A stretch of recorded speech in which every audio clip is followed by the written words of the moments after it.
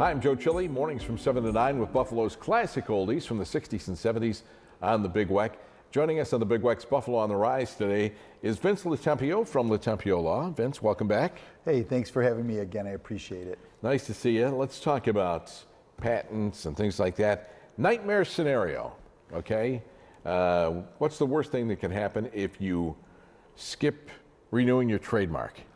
So trademarks are for your names, right? It's called a source indicator. It tells everybody who you are.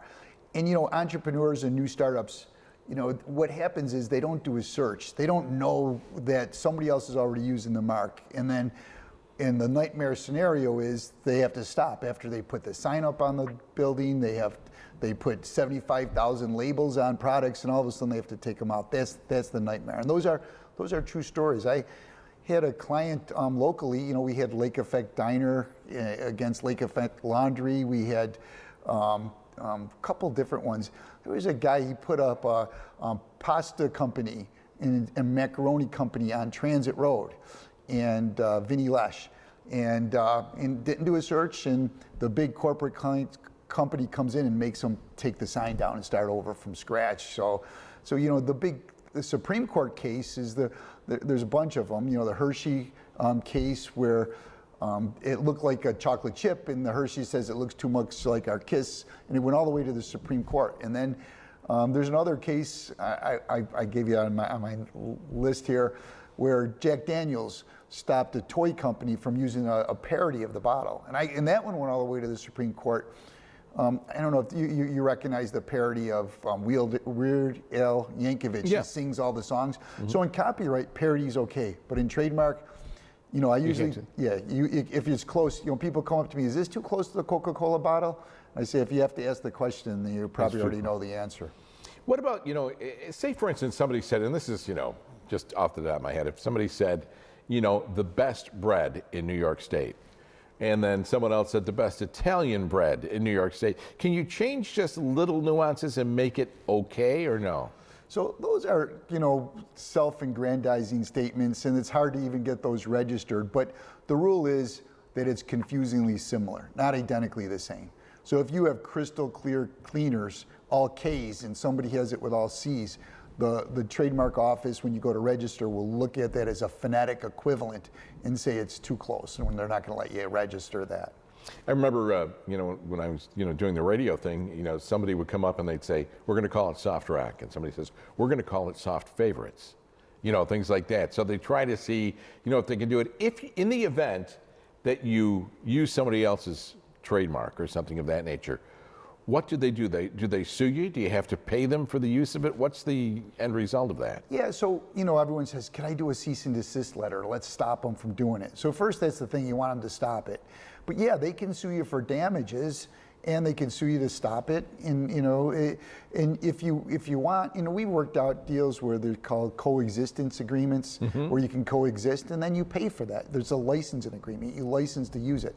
And you'll see a lot of companies that, like Newer Hat, they have to license the right for all those NFL teams. They don't own the NFL rights. Right. You know, they have to license the right to make those hats. It's interesting.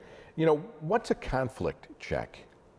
So I do what's called a conflict check, or some people call it a knockout check. You know, you're looking for a needle in a haystack, right? If we find the needle right away, we stop. Here's the needle. Here's something that's going to stop you. Somebody can sue you because you're using a trademark that's too close to theirs. So that's a conflict check we do. Then we'll do a deeper dive. You know, if we don't find crystal clear cleaners with all C's, you know, we'll start looking for K's, and we'll put different letters in there, or crystal clear something else. Like, you know, we did a search the other day. Somebody had it was Go strips, and the strip was like the Listerine strip that you put in your mouth, right? You know, and we found Go pills was cited against another company that tried to file Go strips, but then we found out that Go strips was abandoned, so we can still get it for you, you know. Is time critical? I mean, like the first person in gets it? Yeah, absolutely. You know, the first person that uses it, and I always say you got to play Hansel and Gretel leave breadcrumbs behind. Prove that you used it first. Save your screenshots. Save everything. And then in the trademark office, they don't care who used it first. They want to see who filed it first. Now, somebody who used it first, they could fight you for it because they used it first. But there's a presumption of ownership once you register that it's yours. You own it. And what about if somebody's listening and they haven't filed or checked their brand? What should they do right now to protect it? Yeah, I mean, if they want to call me right now for free, I'll do a quick knockout search for them. I'll see if it's there. We'll see if we find that needle in the haystack right away, and make sure that you're not going to have to take your sign down or your labels or your website and change the name and all the money that you spent to get your startup off the ground. And to get some goodwill in the community is not going to be lost, and you're not going to be tied up in courts with thousands of dollars of litigation. So if people want to know service mark, trademark, what's the difference, things like that, they should give you a call. Absolutely. All right. Vince, I think that you helped clear some things up with us. It's such a confusing thing, and nobody wants to get in a legal battle. So best to do your homework beforehand, right? Absolutely, and that's, you just use confusing. The rule is it's likelihood of confusion. People don't want to, you want to be confusing you with somebody else. When I go into Dick's Sporting Goods and I buy a pair of Adidas, I don't want to wonder who's the manufacturer. I want to know that Adidas made it, not some other company. Rip-off brand or something. Yeah. All right.